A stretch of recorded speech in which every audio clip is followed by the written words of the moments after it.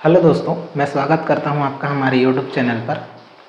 आज की जो क्लास है एलसीएम एचसीएफ की क्लास नंबर 5 है। इससे पहले एलसीएम और एचसीएफ की क्लास नंबर 4 हो चुकी है। यदि आपने उन वीडियो को नहीं देखा है तो पहले उन वीडियो को ज़रूर देखें। तो आज हम एलसीएम एचसीएफ के 5वें क्लास में एक छोटा सा बेसिक कॉन्सेप्ट सीखेंगे, फिर उसके बाद प्रश्नों की श्रृंखला स्टार्ट करेंगे। तो आइए बिना देरी के स्टार्ट करते हैं।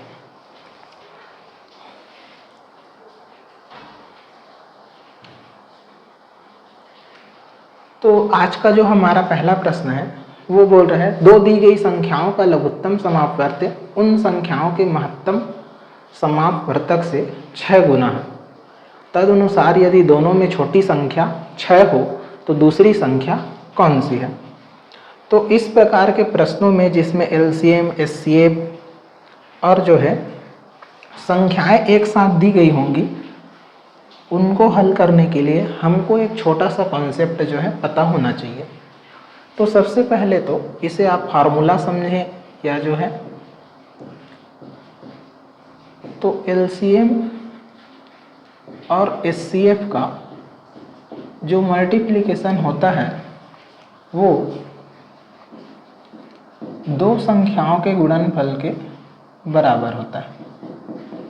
हम बोल सकते हैं पहली संख्या और ये दूसरी संख्या। दो संख्याएं यदि हैं और इनमें से यदि आपको किसी 3 का मान दिया है तो आप जो है उसमें से चौथा मान आसानी से निकाल सकते हैं। तो ये हमारा हो जाएगा फॉर्मूला। लघुत्तम समापवर्त्य और महत्तम समापवर्त्य का जो गुणनफल होता है वो दी गई दोनों संख्याओं के गुणनफल के बराबर होता है। अब एक छोटा सा कॉन्सेप्ट समझते हैं जो पहले के वीडियो में मैं आपको बता चुका हूँ, लेकिन आज वो कॉन्सेप्ट जो है बहुत काम आएगा। उससे पहले हम रिवाइज कर लेते हैं। तो जैसे कि मैंने बताया, यदि 2 और 3 है तो प्रत्येक संख्या में जो है कुछ ना कुछ कॉमन होती है। यदि जो है कुछ कॉमन नहीं है तो एक तो कॉमन होगा ही, ऐसा।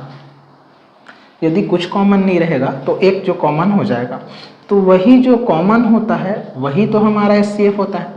यदि आप डिफरेंस मेथड से भी निकाल कर देखें तो अंतर कितने का है, 1 का। तो ये एक हमारा बन जाएगा एचसीएफ। और मैंने क्या बताया कि उनका जो गुणनफल होता है वो क्या बनता है, हमारा एलसीएम बनता है। तो मान लेते हैं पहली संख्या यदि ax है, ध्यान से समझना, पहली संख्या यदि ax है और दूसरी संख्या bx है।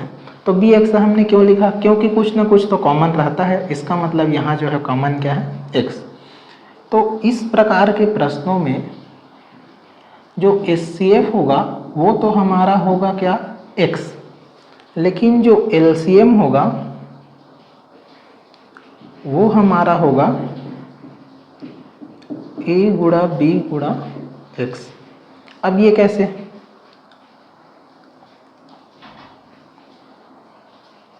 तो आप निकाल के भी देख सकते हैं यदि देखना चाहें।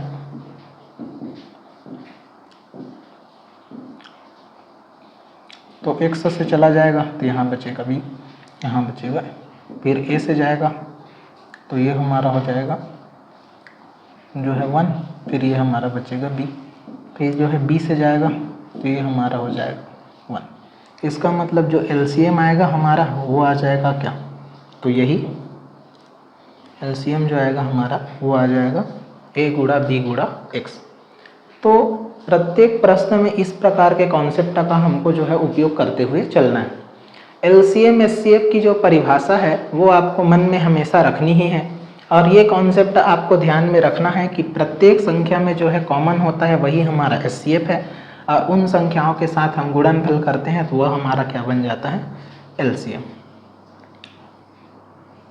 दो बेसिक कॉन्सेप्ट है, तो उस हिसाब से हम जो है आगे बढ़ते हैं।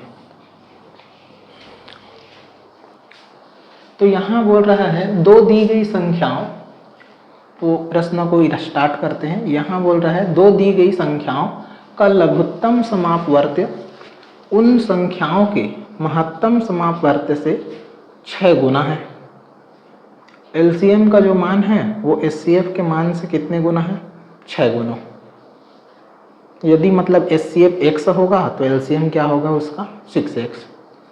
तदनुसार दोनों में से छोटी संख्या, तो छोटी संख्या को हटाइए, हमको दिया गया है किसी एक संख्या की वैल्यू, वो हो गई क्या? 6।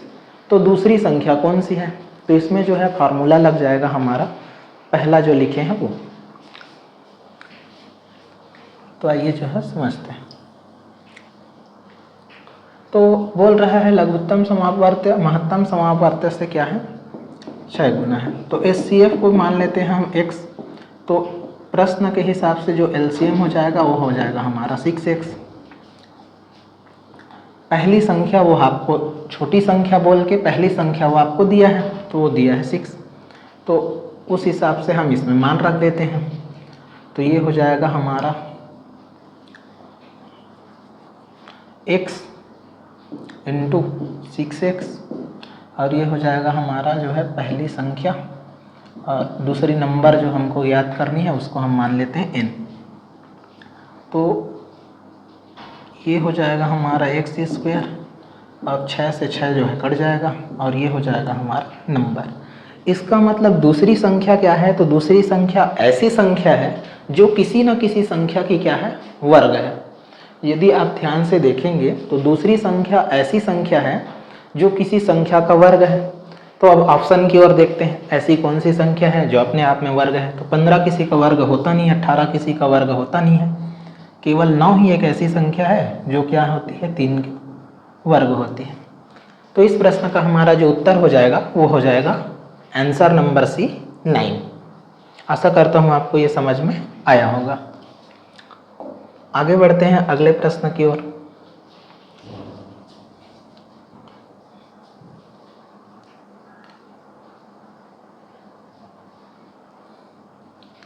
तो अगला प्रश्न देखते हैं। प्रश्न बोल रहा है दो संख्याओं का महत्तम समापवर्तक 96 है और उनका लघुत्तम समापवर्त्य 1296 है। यदि उनमें से एक संख्या 864 हो तो दूसरी संख्या कितनी है? क्या है हमारा जो है वो दिया है हमको 96, लघुत्तम समावर्तक दिया है हमको 1296। तो ये हो जाएगा 96। पहली संख्या दी गई है हमको, जो है पहली संख्या वो दी गई है हमको 864, और दूसरी संख्या हमको जो है ज्ञात करनी है। तो फार्मूला लग जाएगा एलसीएम एचसीएफ का। तो क्या होता है? तो एलसीएम और एचसीएफ का जो होता है हम गुणा करते हैं और नंबरों का गुणा करते हैं। तो ये हो जाएगा पहला नंबर हमारा 864 और दूसरा हमको ज्ञात करना है। तो ये हो जाएगा 1296 गुणा 96, और ये हो जाएगा हमारा 864 बराबर n। तो यदि ध्यान से देखें तो जो है 6 के पहाड़े में 4 बार आप गुणा करेंगे तो इकाई में 4 आएगा, और 9 बार गुणा करेंगे तो इकाई में 4 आता है। वो कैसे? तो आप देख सकते हैं 6 चौक 24, इकाई में 4 आया, 6 निया 54, इकाई में 4 आएगा। तो इसके इकाई में 4 है, तो उस बेसिस पर हम जो है लगाते हैं। तो 4 से गुणा करेंगे तो 5 निया 45 बहुत कम हो जाएगा। 9 से करके देखते हैं तो 9 निया 81, 8100 हो जाएगा, और फिर हो जाएगा हमारा 6 निया 54। ठीक है, 81, 810 में 54 जोड़ेंगे 64। ठीक है, परफेक्ट। ये जो है 9 से कट रहा है। अब जो है 9 से वापस कटाते हैं तो ये हो जाएगा 9 एकम हमारा 9, फिर बच गए 3 तो 9 चौक 36, फिर बच गए हमारे 3 तो 9 चौक 36। तो इस प्रश्न का जो हमारा उत्तर हो जाएगा वो हो जाएगा हमारा आंसर नंबर डी। आगे बढ़ते हैं।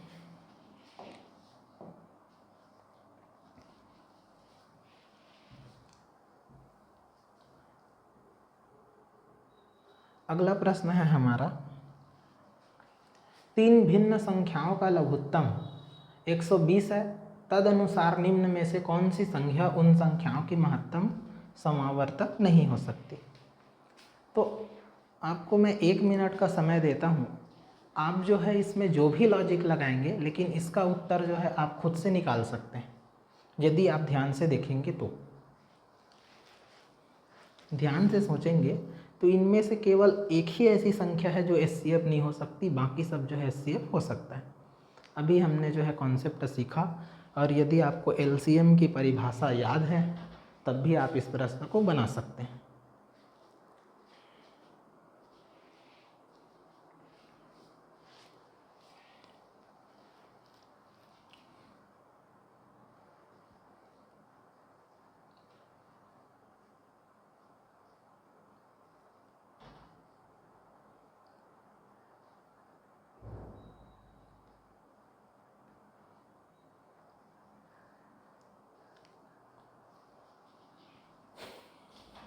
तो मेरे हिसाब से आप सभी ने उत्तर लगाया होगा इसका ऑप्शन नंबर जो है डी। अब ऐसा क्यों?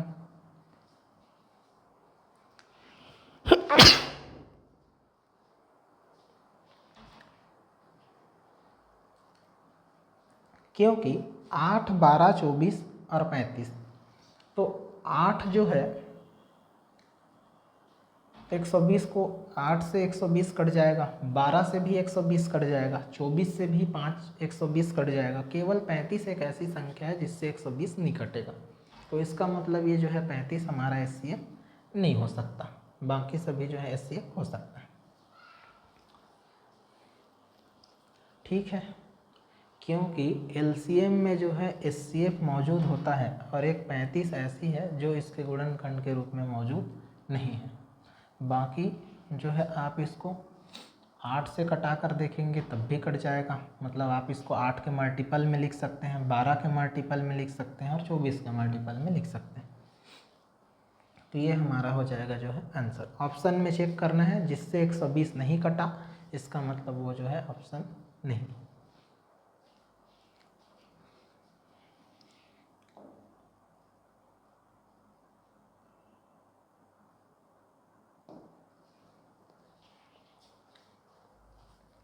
अगला प्रश्न देखते हैं।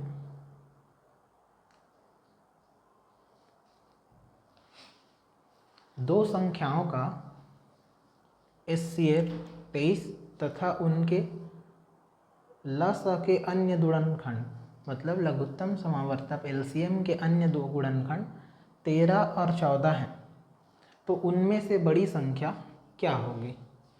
तो अभी हमने देखा कि जो संख्याएं होती हैं, जैसे ए एक्स और बी एक्स के फॉर्म में हमने देखा, तो संख्याएं होती हैं उनके साथ जो है एचसीएफ हमेशा जो है क्या होता है, गुणा के रूप में मौजूद होता है। तो यदि आप ध्यान से देखेंगे तो गुणनखंड इसका जो है 13 और 14, और प्रश्न पूछ रहा है तो उनमें से बड़ी संख्या कौन सी होगी? तो इसमें से जो है बड़ी संख्या हमारी 14 है, तो 14 का आप 23 से गुणा कर दो, तो ये जो है डायरेक्ट आंसर आ जाएगा इसका। तो ये हो जाएगा 14 दूनी 28, 280, 14 तिया 42, तो ये हो जाएगा 2, 8, 4, 12, 2, 1, 3 हो जाएगा 322। 322 जो है इस प्रश्न का आंसर हो जाएगा। यदि वो इसमें छोटी संख्या पूछता तो हम क्या करते, तो हम 13 से जो है एचसीएफ का गुणा कर देते, 13 गुणा 23 कर देते। प्रश्नों को आपको ध्यान से पढ़ना है और समझना है, उसके बाद ही उसको जो है सॉल्व करने हैं। आगे बढ़ते हैं। अगला प्रश्न जो है हमारा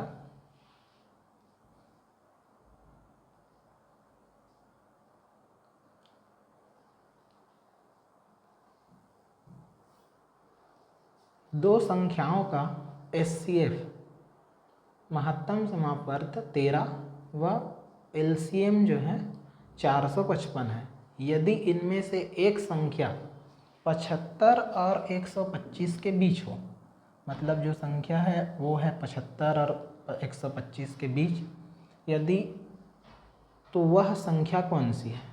तो आप जो है एलसीएम की परिभाषा जानते हैं कि एलसीएम से यदि कोई संख्या है तो उस नंबर से जो है एलसीएम पूरी पूरी विभाजित होनी चाहिए। मैंने फर्स्ट क्लास में आपको बताया था कि एलसीएम जो होता है वो नंबरों से क्या होना चाहिए, विभाजित होना चाहिए। तो 75 और 125 के बीच आप नंबर फाइंड आउट करें तो 75 के बाद जो है 78 है। तो 8 के पहाड़े में जो है 5 इकाई में आता है क्या, 8, 16। यदि आप देखें तो 8, 16, 24,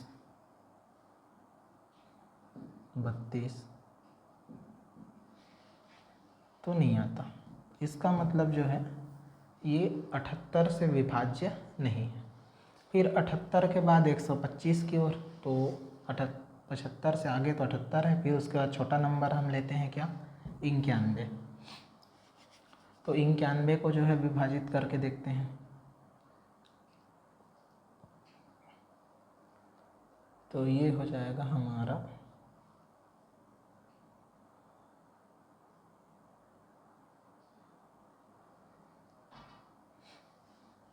455, और ये हो जाएगा 91। तो 5 निया 45 मतलब 450 और 5 एकम 5, ये पूरा पूरा विभाजित हो रहा है। इसका मतलब इस प्रश्न का जो आंसर हो जाएगा वो हमारा हो जाएगा क्या, 91।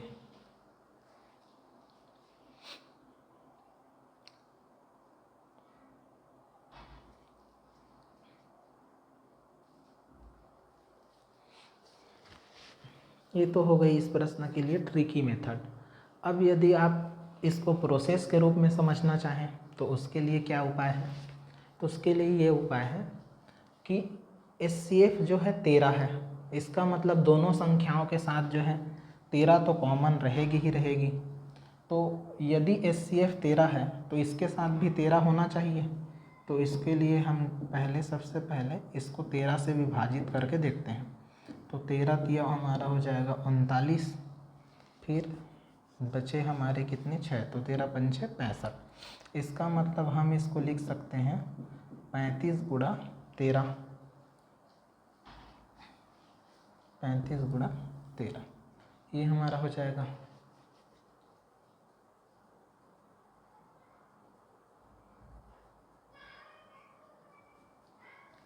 अब पहली संख्या और दूसरी संख्या होती है, तो 13 इसमें है और 13 HCF है। तो इसका मतलब इसी में जो है दोनों संख्याएं छुपी होंगी। तो 35 को जो है आप विभाजित करके देख सकते हैं। तो 2 से तो जाएगा नहीं, 3 से भी नहीं जाएगा, सीधा ये 5 से जाएगा। 5 सत्ते 35 और 7 एकम 7। तो ये जो 35 को आप लिख सकते हैं क्या, तो 35 को लिख सकते हैं आप 5 गुणा 7 गुणा 13। और जो है HCF के रूप में हमको पहले से क्या है, जो है 13 दिया गया है। तो ये हो गई। यदि अब इसको आप फार्मूला के रूप में लिखना चाहें तो आप लिख सकते हैं पहली संख्या गुणा दूसरी संख्या, और ये होता है LCM गुणा HCF। तो LCM के देखिए हमने कितने टुकड़े कर दिए, 455 जो था पहले हमारे पास, उसको हमने लिख दिया 5 7 गुणे 13। तो 5 7 गुणे 13 लिख देते हैं इसको, 5 7 गुणे 13। और HCF भी दिया है हमारा कितना, 13। अब 13 तो जो है कॉमन रहता ही है, मतलब दोनों संख्याओं के साथ जो है 13 रहेगा ही। तो ये हमारी पहली संख्या हो गई। वैसे ही 7 गुणा 13 लिख लेते हैं, तो 7 गुणा 13 ये हमारी दूसरी संख्या हो गई। अब हमको बताना है तो 13 पंचे 65, तो ये जो है 75 से बीच में नहीं आएगा। तो 13 सत्ते 91, तो ये भी उस कंडीशन में हमारा हो जाएगा उत्तर। तो इसको, इस प्रश्न को ऑप्शन से बनाना जो है ज़्यादा आसान है। बाकी मैं प्रोसेस भी आप लोगों को बता दिया। आगे बढ़ते हैं।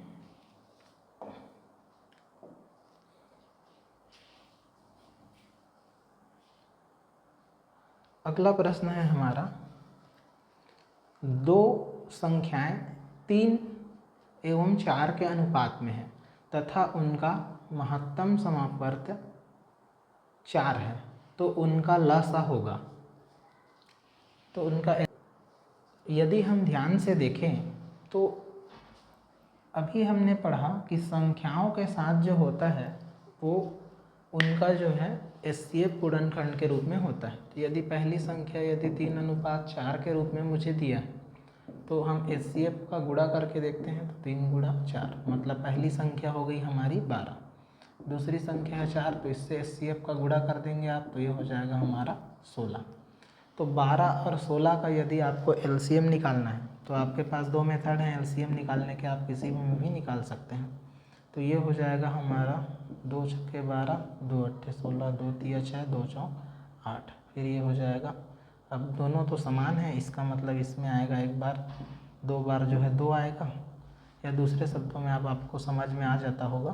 तो ये हो जाएगा 4 और 3, तो 2 दूने 4, 4 चौक 16 और 16 तिया 48। तो ये हो जाएगा हमारा एलसीएम 48। एलसीएम निकालने के लिए यदि आप जो है ट्रिकी मेथड का उपयोग करते हैं तब भी आपको पता चल जाएगा कि दोनों में जो है 4 कॉमन है। तो ये 4, तो एक 4 कटाएंगे, एक 4 लिखेंगे, बचा क्या हमारा 3 और ये 4, तो 4 तिया 12 और 12 चौक 48। तो ये हमारा हो जाएगा एलसीएम, इस प्रश्न का आंसर। फिर जो है आगे बढ़ते हैं। प्रश्न नंबर 6वां है हमारा,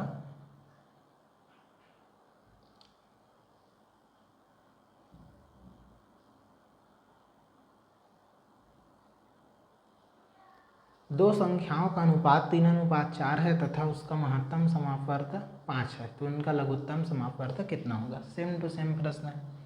तो यदि आप ध्यान से देखें तो 3 पहली संख्या दिया गया है, उसका एचसीएफ है 5, तो एचसीएफ हमेशा गुणा के रूप में होता है। पहली संख्या हो गई हमारी 15, 4 जो है अनुपात के रूप में दिया है, एचसीएफ दिया है हमारा कितना, तो ये हो जाएगा हमारा 20। तो 15 और 20 का यदि आप एलसीएम निकालें तो आपको जो है एलसीएम मिलेगा कितना। तो आप देख सकते हैं, ये इसको लिख सकते हैं 5 या 15, इसको लिख सकते हैं 5 गुणा 4, तो 5 दोनों में से कॉमन है, तो ये हो जाएगा 3, ये हो जाएगा 4, तो 5 चौक 20 और 20 दिया हो जाएंगे हमारे 60। इसका मतलब एलसीएम जो आया जाएगा हमारा हो जाएगा कितना 60। 60 से जो है दोनों संख्या विभाज्य है।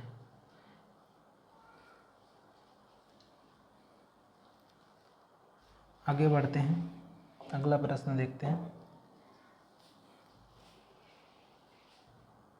तो हमारा 7वां प्रश्न हो गया ये, दो संख्याएं 3:5 के रूप में है और उनका लघुत्तम समापवर्त 75 है, तो उनका महत्तम समापवर्त्य क्या होगा। तो इस कंडीशन में 3:5। अब इस बार एचसीएफ की ज्ञात, एचसीएफ का मान नहीं दिया है, वो दिया है लघुत्तम का।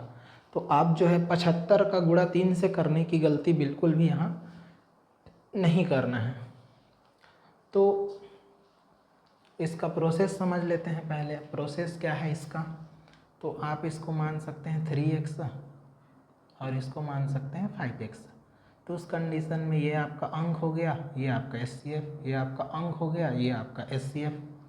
तो फार्मूला आप जानते हो, अंकों का गुणनफल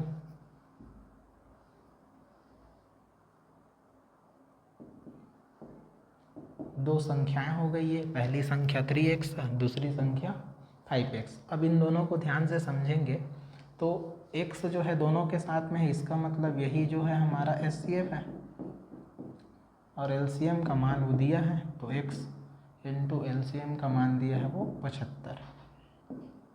तो ये हो जाएगा हमारा 3 पंचे हो जाएगा ये 15 और ये x², तो x से x कटा और 15 पचे 75। इसका मतलब यहाँ बच गया क्या 5। तो इसका मतलब ये क्या हो जाएगा, एचसीएफ हमारा हो जाएगा 5।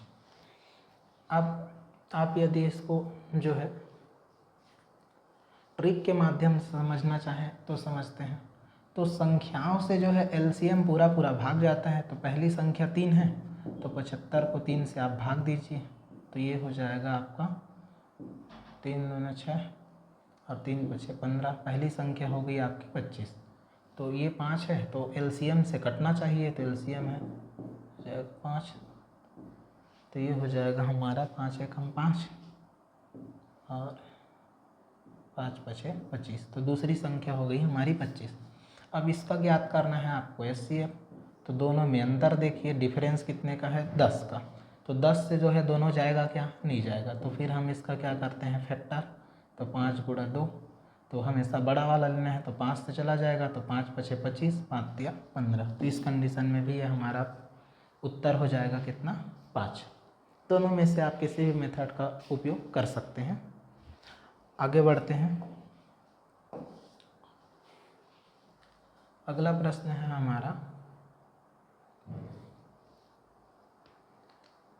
दो संख्याओं का एचसीएफ और एलसीएम क्रमशः 44 और 264 है। यदि पहली संख्या को 2 से भाग दिया जाए तो भागफल 44 प्राप्त होता है, तो दूसरी संख्या क्या होगी, ये आपको बताना है। तो वो जो है लघुत्तम और जो है महत्तम। तो पहले दिया है वो महत्तम, इसका मतलब एचसीएफ का मान। तो एचसीएफ का मान दिया है वो हमको दिया है कितना, तो वो हमको दिया है 44, और एलसीएम का जो मान है वो हमको दिया है वो 264। अब फिर वो प्रश्न में बोल रहा है यदि पहली संख्या को आप क्या करते हैं, तो आप 2 से भाग करते हैं। पहली संख्या को आप 2 से भाग करते हैं तो जो उत्तर आता है, भागफल आता है, वो कितना आता है 44 आता है। तो उस कंडीशन में पहली संख्या क्या हो जाएगी, तो 2 यहाँ भाग के रूप में है, उस तरफ जाएगा क्या हो जाएगा गुणा के रूप में। तो ये हो जाएगा हमारा क्या 88 पहली संख्या हो जाएगी। फिर जो है फार्मूला लगा देते हैं, एलसीएम और एचसीएफ का गुणा करते हैं। तो ये हो जाएगा एचसीएफ गुणा एलसीएम बराबर पहली संख्या 88 और दूसरी संख्या हमको ज्ञात करनी है। तो 88 को इस तरफ ले आते हैं, तो ये हो जाएगा आपका 44 264 और ये हो जाएगा 88। तो 44 से ये 2 बार में जाएगा पूरा पूरा। फिर 2 एकम 2, 2 तिया 6 और 2 दूने 4, इसका मतलब हो जाएगा 132। तो इस प्रश्न का जो उत्तर हो जाएगा वो हमारा हो जाएगा 132।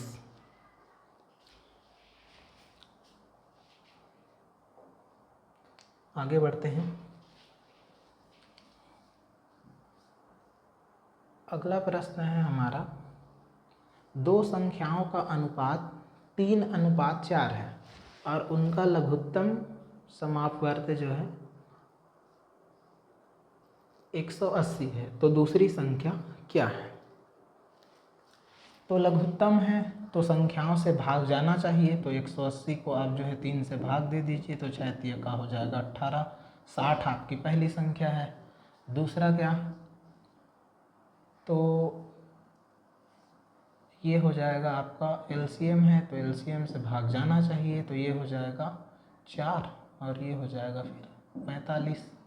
तो ये हो जाएगा 45।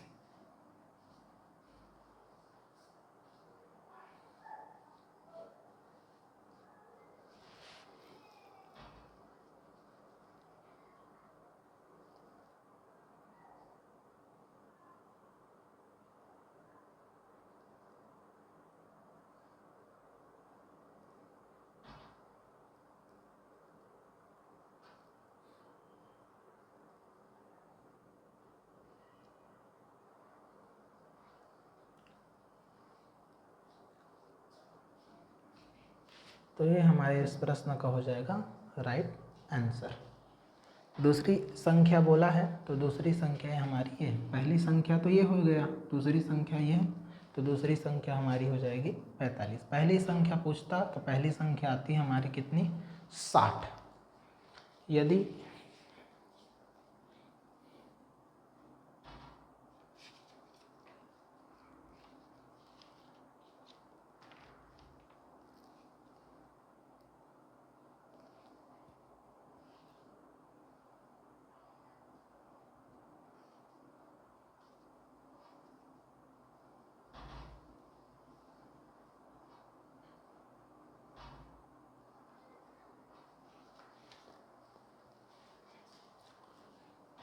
तो आगे बढ़ते हैं, अगला प्रश्न देखते हैं।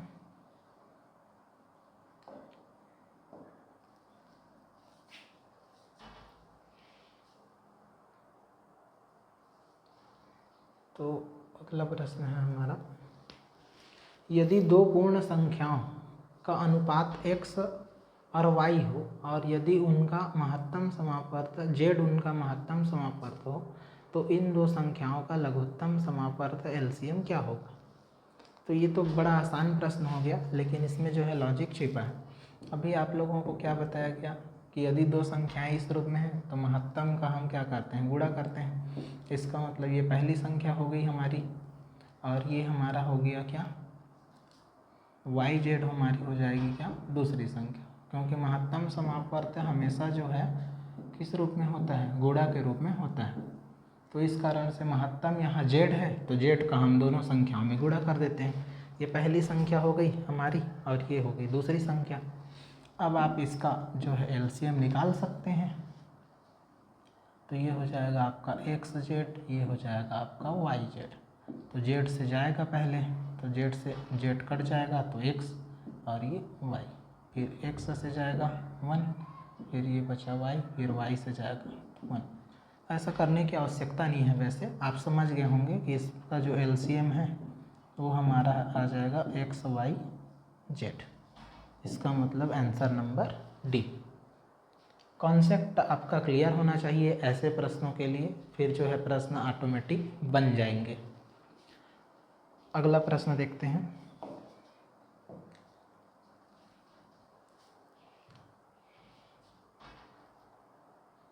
अगला प्रश्न है हमारा,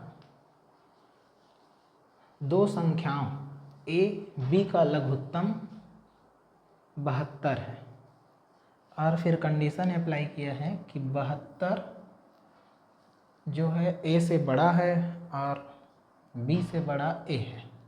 इसका मतलब कोई भी जो संख्या है वो 72 के बराबर नहीं है, दोनों संख्याएं 72 से छोटी हैं। तदनुसार A और B के सबसे बड़े संभावित मान क्रमशः क्या होंगे। तो यहाँ पर ध्यान देना है, सबसे बड़े संभावित मान क्या होंगे। तो इससे क्या पता चलता है, तो इससे पता चलता है कि A का जो मान है वो B से बड़ा है और इन दोनों का जो मान है वो छोटा है किससे, तो 72 से। इन दोनों की जो वैल्यू है वो छोटी है 72 से। तो 72 जिसमें है वो तो पहले ही हमारा आंसर कट हो गया। अब जो है LCM है तो सबसे ये भाग जाएगा ही जाएगा, तो भाग हमको चेक नहीं करना है, हमको ये देखना है कि A कहाँ B से बड़ा है। तो A यहाँ B से बड़ा है और यहाँ B से बड़ा है, तो दो मान हो गए। लेकिन वो बोला है कि सबसे बड़े संभावित मान, तो इससे बड़ा तो ये दिख रहा है, तो 36 दूने 72 हो जाएगा हमारा और 24 दूने 24 या 72 हो जाएगा। तो ये हो जाएगा हमारा क्या, 36 और 24, तो सबसे बड़े संभावित मान।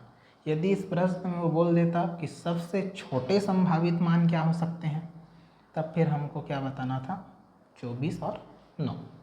तो इस बात का आप ध्यान देंगे।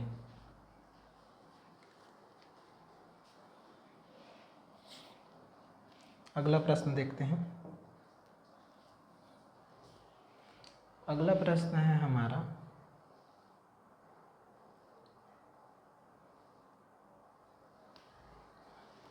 28 और 42 के लघुत्तम समापर्तक और महत्तम समापर्तक किस अनुपात में है। तो इसका मतलब आपको वो पूछ रहा है LCM और SCF। तो SCF निकालना तो बड़ा आसान होता है, आप लोग जानते ही हैं डिफरेंस मेथड से। तो 28 और 42 का तो 14 या 42, 14 दूने 28, इसका मतलब दोनों का डिफरेंस कितने का है, 14 का। तो 14 को जो है कटा के देखें, 14 दूने 28, 14 या 42, इसका मतलब ये हमारा हो जाएगा SCF। आप किसी दूसरे मेथड से भी निकाल सकते हैं। LCM कैसे निकालेंगे, तो LCM में भी कॉमन देखते हैं, जाएगा हमारा 4 सते 28 और ये हो जाएगा हमारा 6 सत्ते 42।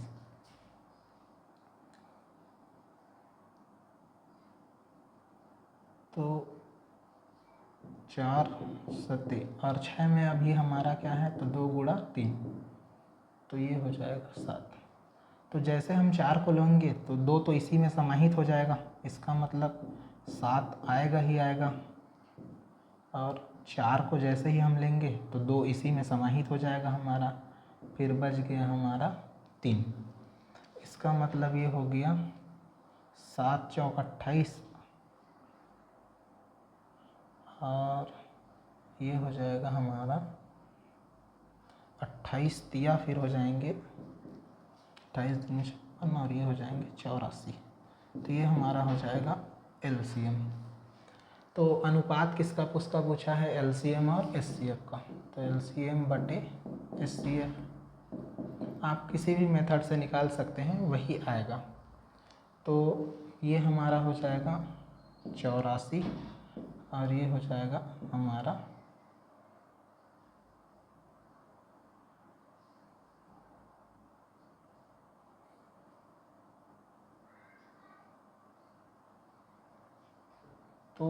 14 एकम 14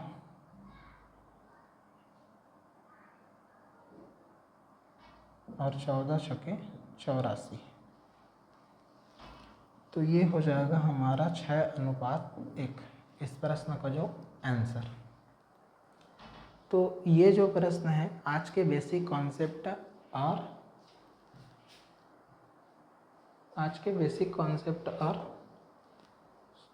LCM SCF के सूत्र पर आधारित थे। तो आज के क्लास में इतना ही, आशा करता हूँ ये क्लास आपको समझ में आया होगा। कल फिर प्रश्नों की नई सीरीज़ लेकर हम आपके सामने उपस्थित होंगे। Thank you.